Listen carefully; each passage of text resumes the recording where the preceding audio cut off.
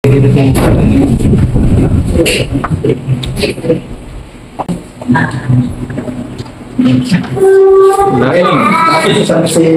kasi kung sabi sa akin ni Saan? Talang ugat yan. Umikot kasi ngayon. Oo, muscles yan. Mayroong muscles. Pwedeng muscle. Meron tayong buto rito talaga. Yung kung ano yung most probably ang sumasakit muscle. Kasi may mga muscle tayo manipis dito.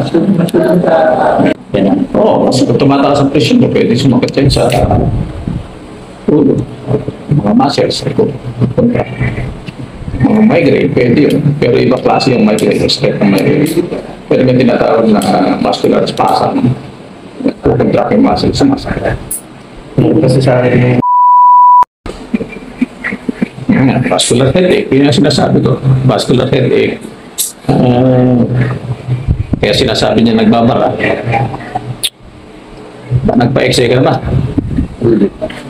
Cervical reticulopathy, nerves yun. eh, pinabibili ko na steroid eh. Hindi ko pala nakasigas. Yung blood vessel mo, kung minsan, yun nga, constrict. Kaya sinasabi niya nagbabara.